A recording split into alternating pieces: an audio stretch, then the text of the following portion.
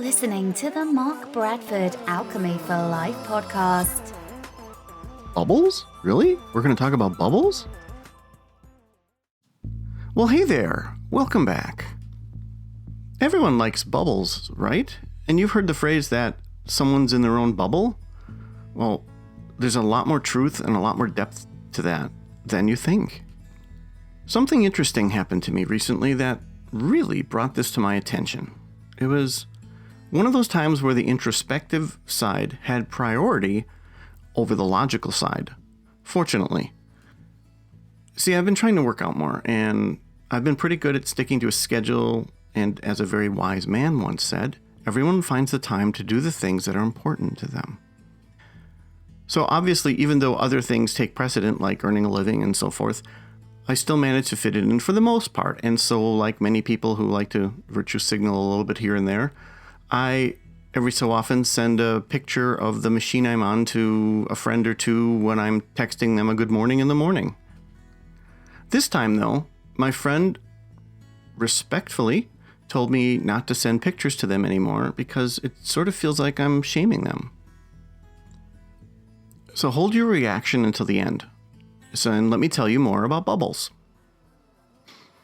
Imagine that we're all in bubbles. It's only like a couple feet around us, this big sphere. It's not very hard. It's fairly malleable. It's like a soap bubble, right? And whatever is important to us, our mood, the things that bother us, the things that haunt us, the things that excite us, recent trauma, it's all in this bubble, right?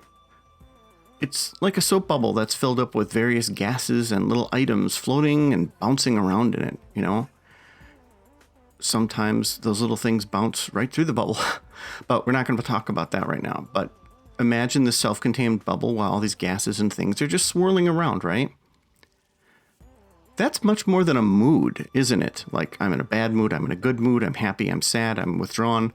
That's a lot more than that, because there are random things in there that are completely contradictory. There may be something bouncing around in the bubble that makes you happy, and something that makes you very, very sad or defensive. Sometimes they exit the bubble, sometimes they dissipate, sometimes they go back inside us. Sigh. Yes, humans are complicated and random, and this is a good visual demonstration of it. Let me give you a couple examples. You're standing in line and there's a person in line in front of you. They're standing up very straight and very rigid, and clearly their muscles are all tense, right? Sometimes they look back and forth. Sometimes they look at the floor. Maybe they're even mumbling. And you're right next to their bubble. So you're so close to their bubble that you can actually see it, right? Like if this guy was 20 feet away, you wouldn't be able to see his bubble. But because you're literally standing a foot away from him, you can kind of see what's inside that bubble. And you can see there's some not so great stuff. There's some tension and anger and resentment and things bouncing around in there.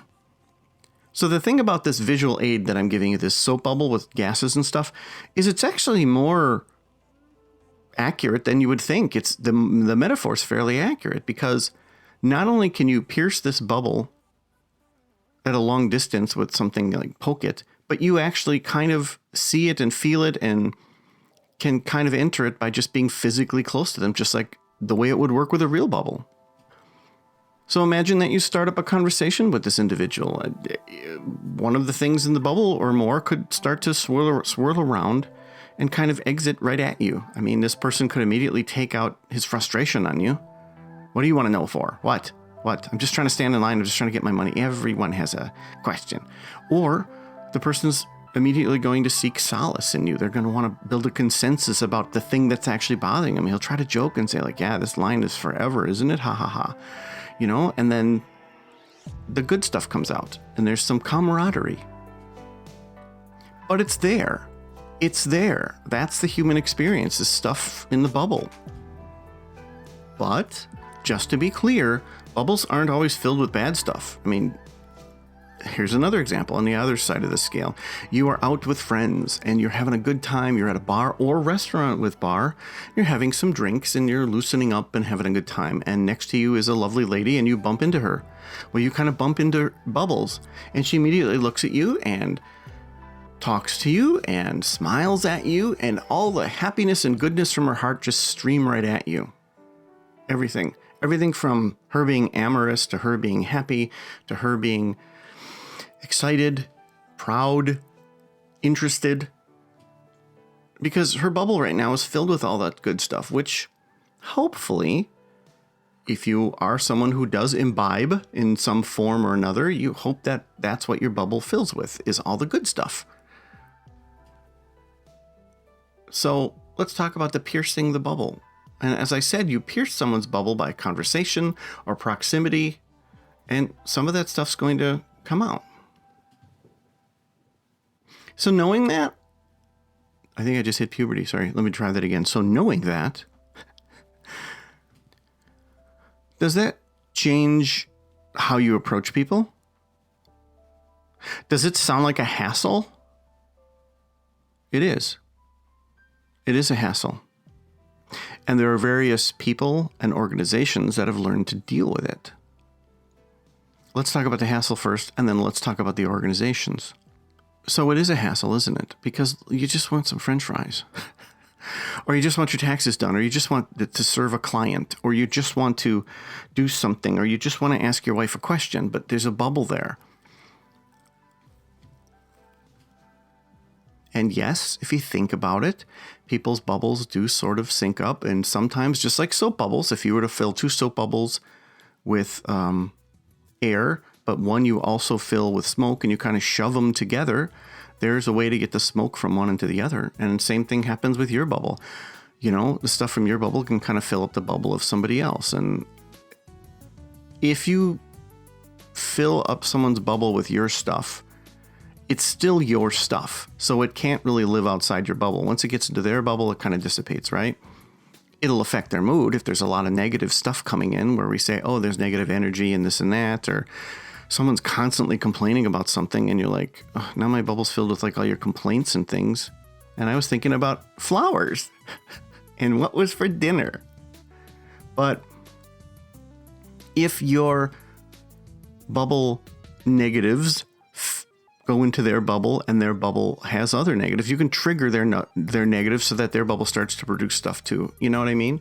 Kind of like someone was producing a hormone and they force someone to produce their own hormone, which in some cases can be pretty good, but you know what I'm saying, right? In this case, the negative can do that and the positive can do that too. So we're talking about influencing the bubbles of each other, which is another topic.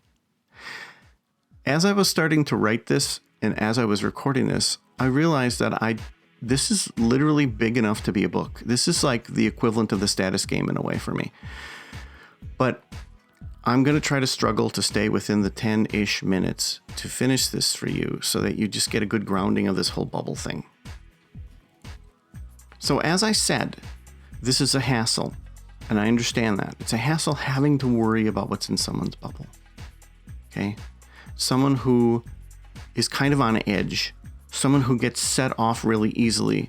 How would you describe their bubble? You would describe it as having a lot of shit in it, wouldn't you? Sorry. They'd have a lot of stuff in their bubble, a lot of intense stuff bouncing in and out, sometimes breaking free even, right? I mean, you know, you see those videos of people, usually women, who kind of go crazy in a restaurant because they didn't get enough ketchup or something. Those are people who have stuff in their bubble just ready to like burst out, and then they get triggered and it just gets burst out and then everyone hears about it. They don't really want ketchup that badly, right? But they do want to be treated with respect, and they have not gotten the respect that they think they deserve in one or more aspects of their life. And because of that, they want the goddamn ketchup. So you're asking now, well, how do I deal with these bubbles? Because it's a big freaking hassle and I don't want to have to think about it. And now I know I have my own bubble. Oh my God, what am I doing to other people? Aha. So the first thing I want you to think about is this awareness that you do have your own. I mean, if you go into a new situation, all prickly, all filled with like all these bad things bouncing around in your bubble, it's going to come out. I mean, even if you're in a conference room, it's going to come out, right? If you're in a relationship with someone, it's going to come out. You're going to come home from work filled with all the crap, and then it's going to come out at the other person. Not great. Just like it's not great or fair for you to have to be exposed to that sort of thing and dealing with another person, right? So I mentioned organizations and people who've dealt with it. Think about it. In a business setting, you're supposed to be professional.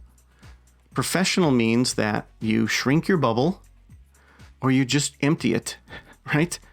You want to make sure there's nothing in that bubble so that even if somebody pierces your bubble, nothing comes out in the professional setting. And obviously, you can only hold that for so long, right? Think about the military. In the military, it's lethal if somebody has stuff in their bubble that's going to affect their performance.